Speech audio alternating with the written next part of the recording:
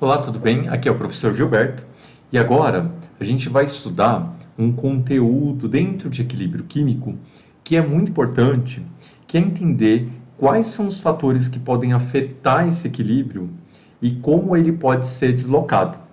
Então, essa aula é para você que já estudou as videoaulas de equilíbrio químico, de constante de equilíbrio e chegou agora até aqui.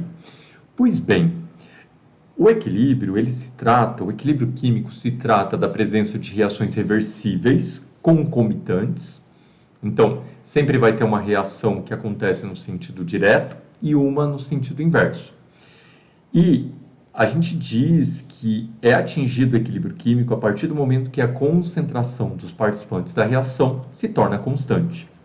Pois bem, mas será que esse equilíbrio químico ele vai permanecer constante durante todo o tempo? Talvez não. E agora a gente vai estudar então quais são os fatores que podem perturbar esse equilíbrio. Então vamos lá. Bom, a gente está falando aqui de um princípio, que foi discorrido por um cientista que chama Le Chatelier, é conhecido inclusive como o princípio de Le Chatelier. Está aqui o Le Chatelier. Ele vai dizer o seguinte: se uma perturbação é aplicada em um equilíbrio químico, o equilíbrio se altera para reduzir o efeito da perturbação. Então veja, isso é muito interessante, porque imagina você num dia de calor, você saiu, né, para estudar, saiu para a rua, foi trabalhar, enfim, várias coisas aconteceram e do nada a temperatura muda e começa a ficar muito frio. 3 horas da tarde você está morrendo de frio. E aí, existe uma perturbação naquele equilíbrio que você tinha antes, que você estava se sentindo bem termicamente falando, mas agora você está desesperado, cheio de frio. Então, existe um movimento dentro de você de ir lá e buscar uma blusa, buscar uma cobertinha, pôr uma meia, enfim, alguma coisa você faz para tentar contrabalancear aquele excesso de frio do ambiente que você estava sofrendo. Então, existe uma perturbação, que é o excesso de frio, e existe uma medida para tentar controlar ou minimizar essa perturbação. Então, nós fazemos isso o tempo todo. Por exemplo, quando você sente fome, né, você tenta comer para que a comida sacie a sua fome. Se você sente sede, você bebe água para saciar a sua sede. E, num equilíbrio químico, alguns fatores podem perturbar essa dinâmica de equilíbrio. E uma vez que isso acontece, o equilíbrio tenta se rearranjar para tentar diminuir o efeito dessa perturbação. É isso que foi observado pelo Le Chatelier e é o que nós vamos estudar agora. Bom, então quais são os fatores, professor, que alteram, que a gente vai chamar de deslocam o equilíbrio químico? Alterações na pressão, no caso de substâncias gasosas, alterações na concentração de participantes da reação, alterações na temperatura e presença de catalisador. Lembrando que a presença de catalisador não desloca o equilíbrio, mas altera o tempo em que o equilíbrio acontece, tá? Bom, então vamos ver o fator de concentração. Bom, nós temos aqui esse sistema em equilíbrio A e B formando C e D. As duas setas estão representando um sistema de reações reversíveis, portanto, eu tenho um sentido direto, onde A e B são reagentes, C e D são produtos, e ao mesmo tempo eu tenho um sentido inverso, onde C e D são reagentes e A e B são produtos. Pois bem, imagine que eu tenho aqui no meu sistema reacional. Imagina que eu tenho aqui no meu sistema reacional A, B, C e D em equilíbrio, né? As concentrações estão constantes. Mas, nesse momento, eu vou fazer uma adição de uma dessas substâncias. Então, eu estou adicionando B a esse sistema reacional. Então, nesse primeiro momento, aconteceu um aumento da concentração de B. Bom, a concentração, ela afeta, né, o equilíbrio. Então, se eu aumento B, existe algo dentro desse sistema que vai tentar contrabalancear, que vai tentar minimizar esse excesso de B que foi adicionado no balão ou no sistema reacional. Então veja, Se eu adicionei mais B, aumentou a concentração de B nesse equilíbrio, a reação no sentido direto, ela será favorecida num primeiro momento, como efeito da perturbação do efeito do aumento da concentração de B. Então veja, eu aumento a concentração de B, é simples, né? Basta você chegar lá no seu Erlenmeyer, no seu balão, e adicionar mais B. Depois que eu faço isso, existe uma necessidade deste sistema se reequilibrar novamente, porque houve uma perturbação, e esse sistema vai tentar minimizar, diminuir o excesso de B, favorecendo a reação direta. Porque a reação direta é aquela que consome B. Então, se eu favorecer,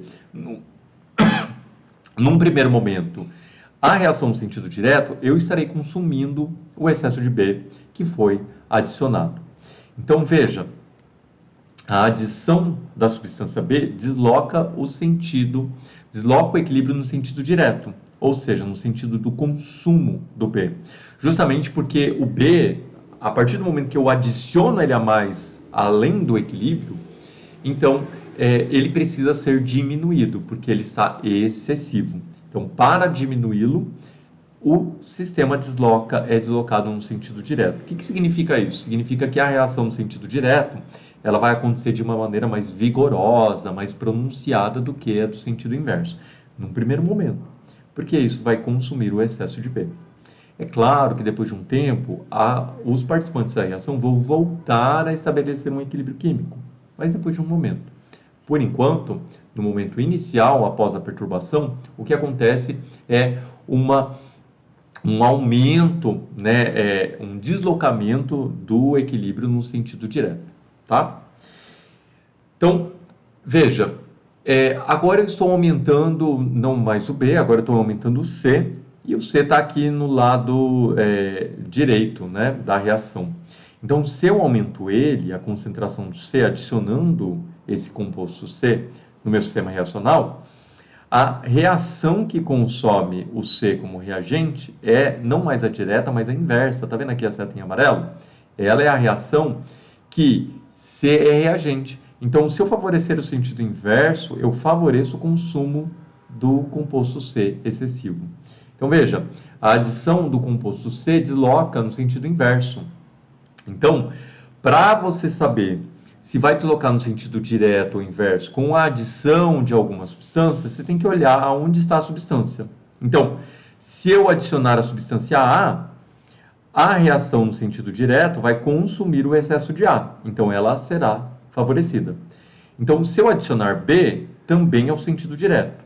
Agora, se eu adicionar C ou D, a reação no sentido inverso vai ser favorecida. Então, vai haver um deslocamento no sentido inverso. Tá?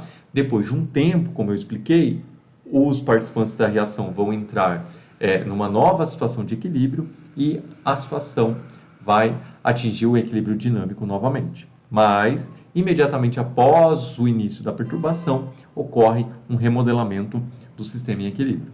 Pois bem, e agora? Ao invés de aumentar a substância B, eu estou diminuindo a substância B. Então, a perturbação foi a redução da substância B. O equilíbrio ele vai tentar se reorganizar e o sentido inverso, ele vai fazer o quê? Se o sistema deslocar no sentido inverso, ele vai produzir mais B. Então, é isso que acontece. Quando você for lá e remover uma parte das substâncias no sistema em equilíbrio, o sentido que produz aquela substância é aquele que será deslocado. Então, neste caso, a redução da substância B vai deslocar o equilíbrio no sentido inverso. E é assim que a gente fala. Reduziu a concentração da substância B, o equilíbrio é deslocado no sentido inverso. Por que acontece isso? Porque se existe esse deslocamento, ou seja, um favorecimento da reação inversa, existe uma maior produção do composto B. E isso tenta minimizar, né, o efeito de você ter ido lá e ter arrancado, né, minimizado, ter diminuído a concentração do B. Tá bom? Então veja, agora, suponha que eu diminuí a concentração do composto C. Bom, se ele está diminuído, o sistema tenta contrabalancear essa diminuição e aí ele vai favorecer a reação direta. Porque a reação direta produz mais C. Como você foi lá e tirou ele do sistema, diminuiu a concentração dele do sistema, ao favorecer, né, depois desse efeito, ao favorecer o sentido direto, você produz mais substância C. Então, a redução da concentração de C desloca o equilíbrio no sentido direto. Então, a gente aplica isso no famoso caso do repolho roxo. Bom, o repolho roxo, ele possui corantes, que são indicadores naturais do pH, da acidez e basicidade do meio, e ele tem uma cor que vai do roxo, e dependendo do pH, da acidez ou da basicidade, ele pode mudar de cor. Mas o interessante é que se você aumenta a acidez, ele vai para cores, né, mais rosa, mais vermelho, mas se você, nesse corante que está mais rosa e vermelho, se você voltar a produzir um efeito de alcalinidade, equilibrando essa acidez mais para o meio neutro ou para o alcalino, ele muda de cor novamente. Então, isso se trata, né, a mudança de cores no repolho roxo se trata assim de um sistema em equilíbrio, em que, a depender da substância que você adiciona, se ela é ácida ou alcalina, você desloca esse equilíbrio para cores mais para o alcalino ou mais para o ácido. E tá aqui o nosso repolho roxo. Pois bem, vamos dar uma olhada com mais detalhes, né? Aqui eu estou representando o P roxo como uma substância, né, que representa o pigmento roxo, tá? Eu não estou dando o nome dela nesse momento, mas eu estou representando o pigmento roxo como P roxo. H+, é o cátion H+, que representa a acidez. Então, H+, é ácido, tá? E aqui, então, o pigmento roxo reage com a acidez H+, numa reação reversível, formando o pigmento rosa. Então, o pigmento rosa se trata da associação do pigmento roxo mais um próton H+. Veja, então, essa é uma reação reversível. Está aqui o pigmento roxo e o pigmento rosa. E o que acontece? Se você tem esse sistema, quando você tem uma solução de repolho roxo, um suco de repolho roxo, você enxerga ele de cor roxa, como está aqui. Mas, como ele se trata de uma reação reversível, a maior parte, quando você enxerga ele roxo, a maior parte do pigmento está na sua forma roxa. Então, está na forma de pigmento roxo. Agora, existe sim uma pequena quantidade de moléculas na forma de pigmento rosa, dentro desse frasquinho de suco de repolho roxo.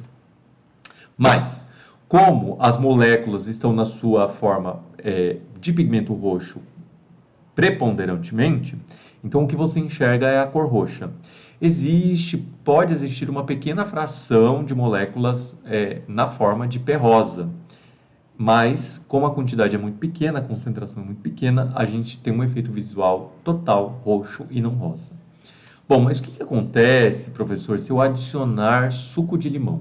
Bom, suco de limão, vinagre ou qualquer outra substância ácida possui H+ na sua composição.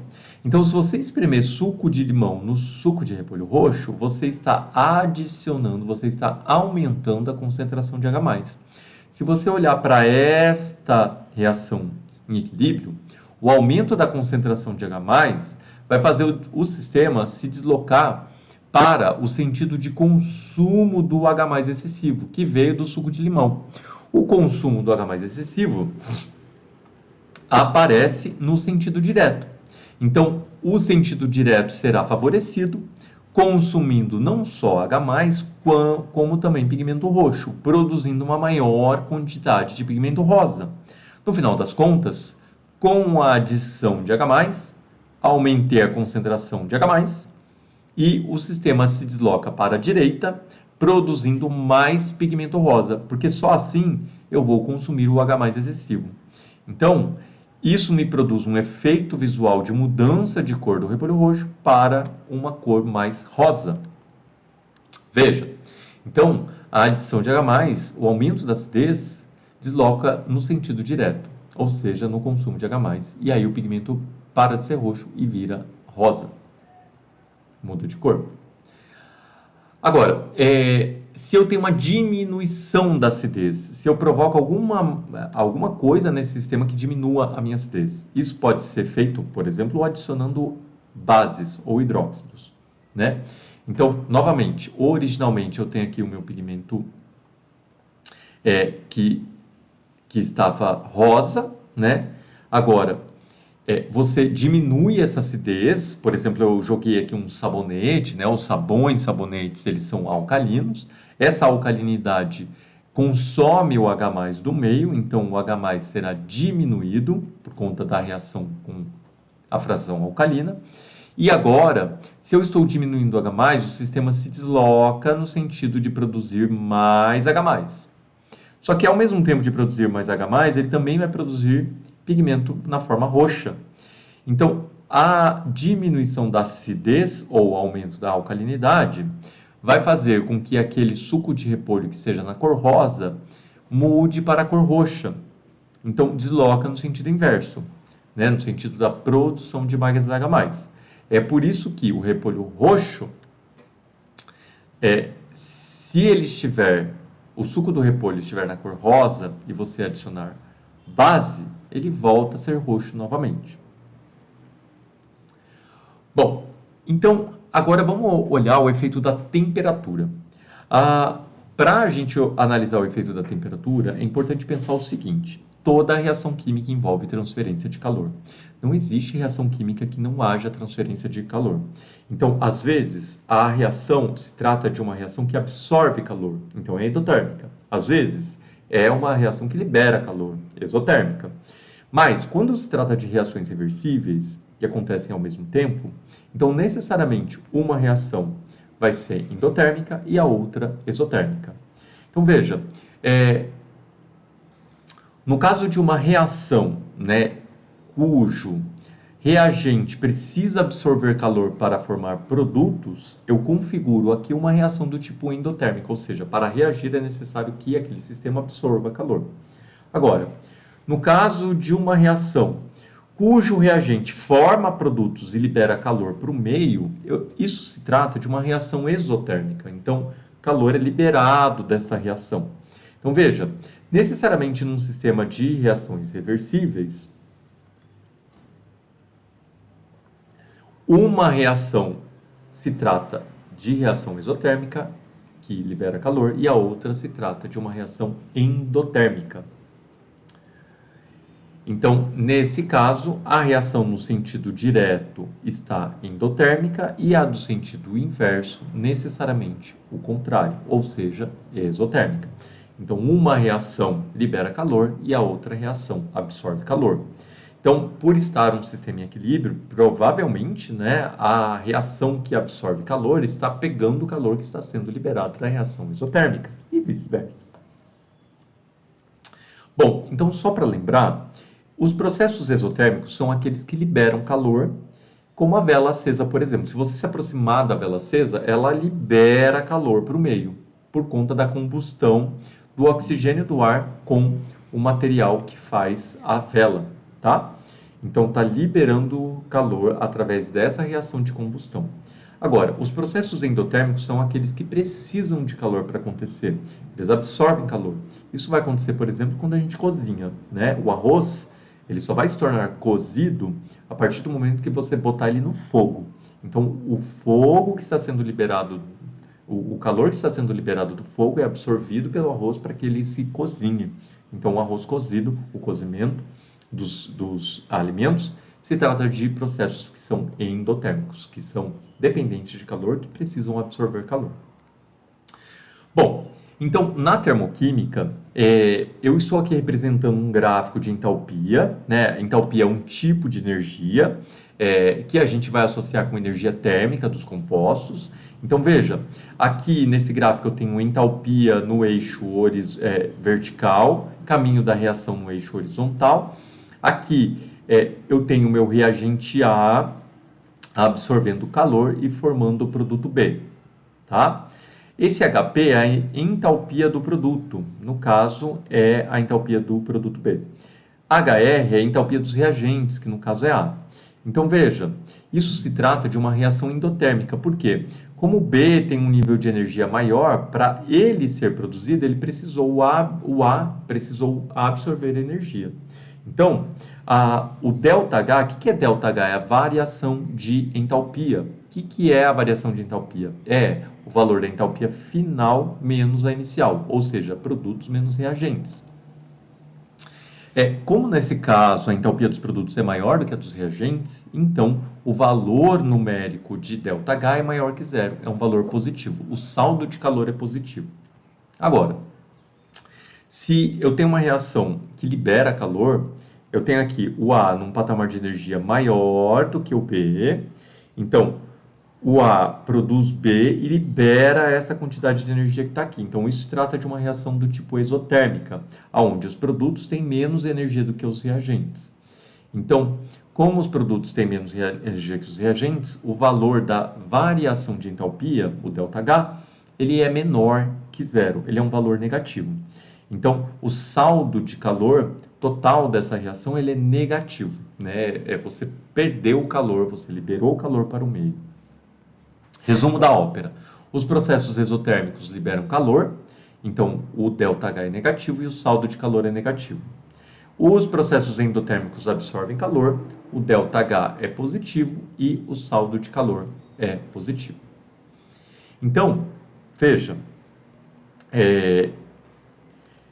você vai precisar nas análises da interferência, da temperatura, nos sistemas reacionais, que são de reações reversíveis, você vai precisar analisar qual sentido o direto ou inverso é endotérmico ou exotérmico. Isso é fundamental. Então, veja, suponha que neste caso, nesta reação do A virando B, eu tenho este gráfico aqui. Então, veja, isso se trata de uma reação endotérmica, né? O A absorve calor e produz B. Então, reação endotérmica. Então, eu defini que a reação no sentido direto é endotérmica, escrevo endotérmica aqui. Agora, e o sentido inverso? Necessariamente é exotérmico, está representado nesse gráfico. Então, o reagente B está nesse patamar de energia e produz A. Então, essa reação se trata de uma reação que libera calor, que é exotérmica. E aí você vai lá e coloca no seu sentido direto e inverso exotérmico. Mas professor, vai ser sempre o de cima endotérmico e o de baixo exotérmico? Não necessariamente. Você tem que estudar cada caso e o seu exercício vai te pedir esse tipo de análise. Então você vai precisar definir para verificar nos exercícios de deslocamento de equilíbrio em relação à temperatura, você vai precisar definir qual sentido é endotérmico e qual sentido é exotérmico. Neste caso específico, eu estou me guiando pelos dois gráficos que foram apresentados.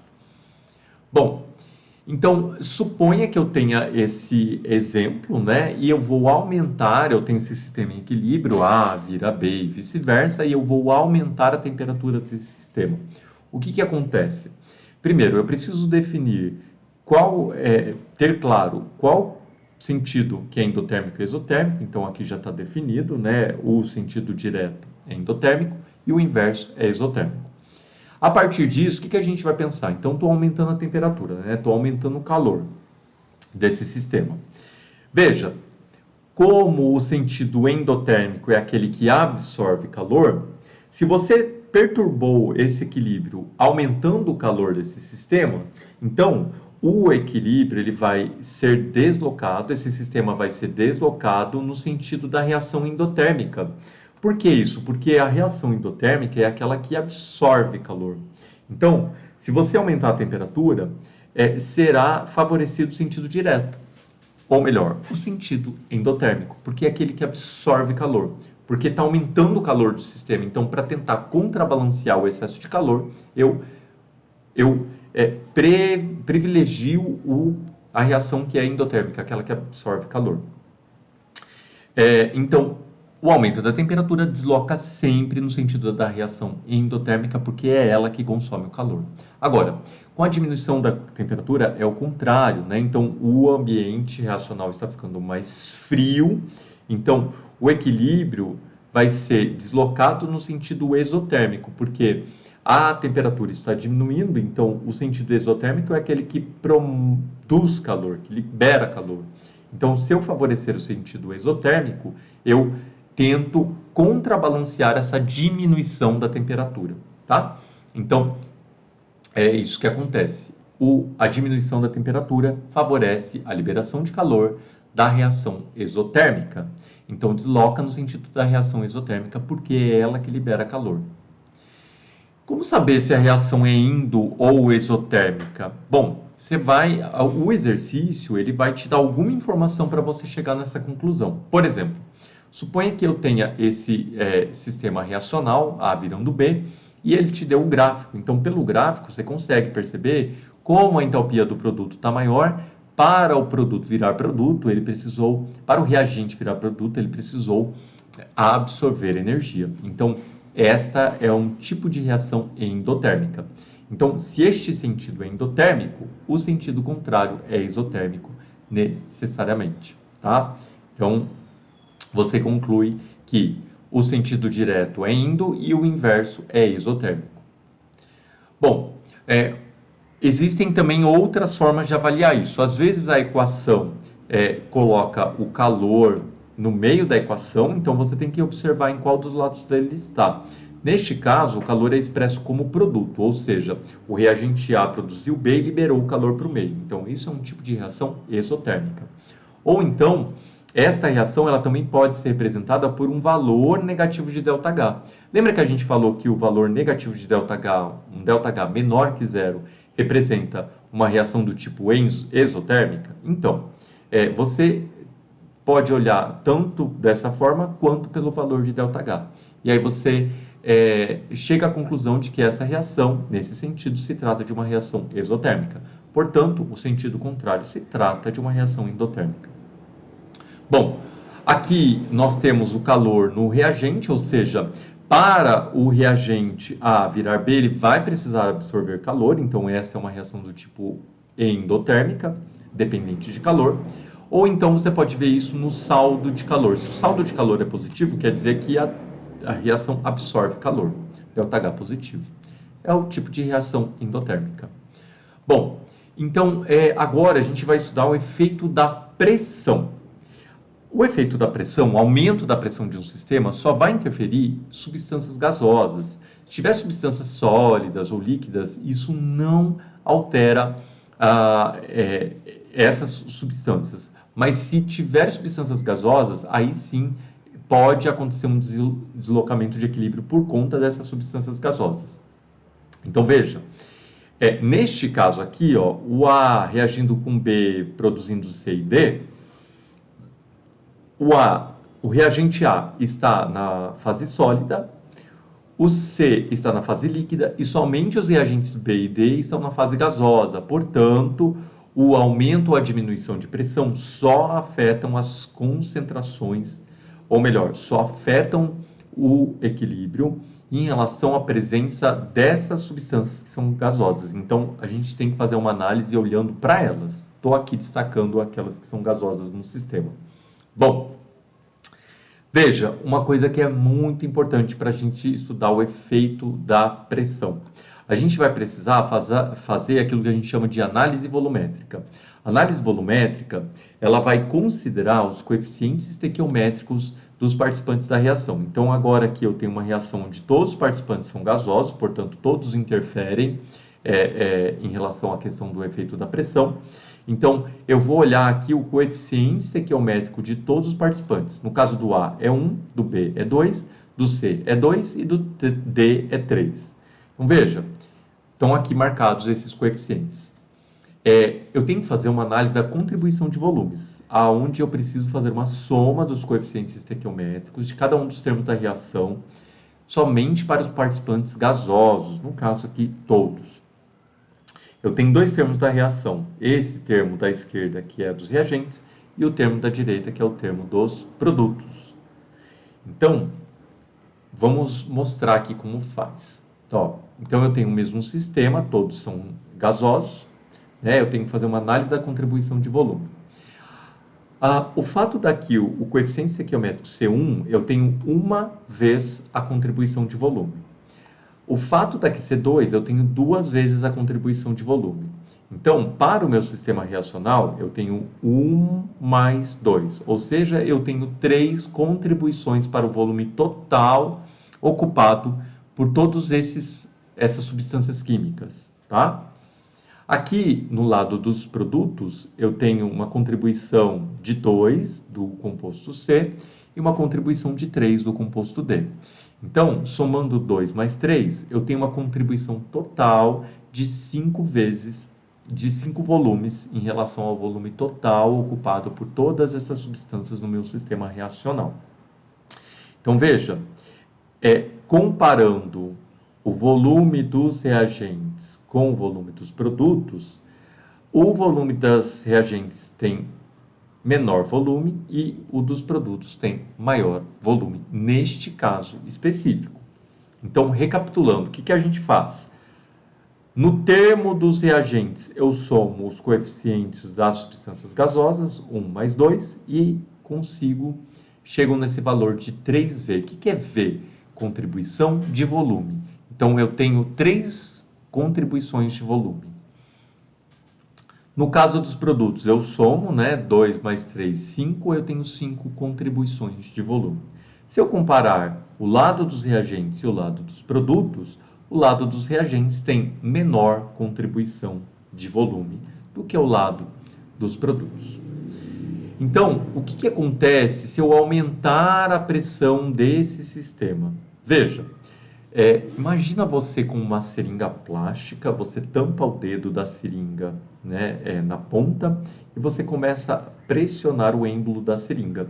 Então, o volume de gás ocupado lá dentro, você está diminuindo o volume, porque você está pressionando o êmbolo da seringa e o gás lá dentro está pressionando o seu dedo com mais força. Você percebe isso, Está querendo escapar. Então, conforme você diminui o volume daquele gás, você está aumentando a pressão do gás lá dentro da seringa. Então, veja, se você aumenta a pressão de um sistema, vai haver um deslocamento de equilíbrio no sentido da diminuição do volume desse sistema. Então, veja, como aqui no lado dos reagentes eu tenho uma contribuição de 3 volumes, e no lado dos produtos eu tenho uma contribuição de 5 volumes, o lado dos reagentes ocupa menos volume, proporcionalmente aos produtos. Então, se você aumenta a pressão do sistema, para minimizar o efeito deste aumento da pressão, o sistema então vai se deslocar no sentido inverso. Por quê? Porque se eu favorecer o consumo dessas substâncias, formando mais aqui do lado de A e B, eu tenho uma menor ocupação de volume. E isso reduz a pressão que foi aumentada.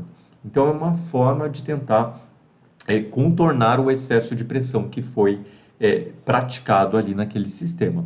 Então, o aumento da pressão desloca o equilíbrio no sentido de menor contribuição de volume. Nesse caso, no sentido inverso. Bom, e o que acontece se eu tiver uma diminuição da pressão?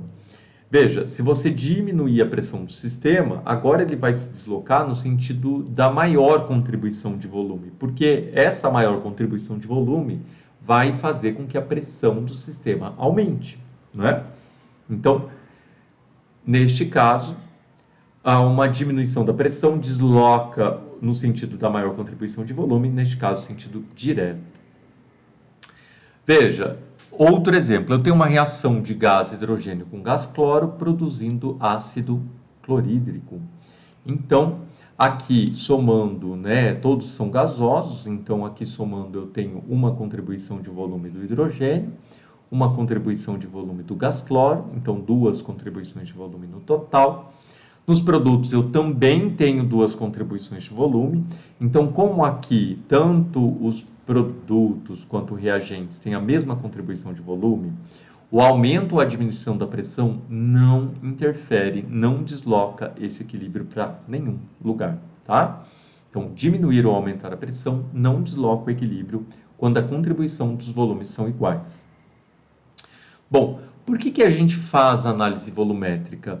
Veja, aqui eu tenho um sistema com gás dentro, eu tenho um cilindro com gás dentro, e aqui eu tenho uma certa pressão sendo exercida. Então, a pressão que está sendo exercida por esse gás nas paredes desse cilindro, eu estou medindo aqui com um manômetro, a pressão é de 1 atm. O volume ocupado por esse gás é de 2 litros. Agora, eu vou aumentar a massa desse peso aqui, aumentando a pressão e diminuindo o volume. Ó, então, diminuiu o volume ocupado pelo gás, deu 1 litro, mas a pressão duplicou.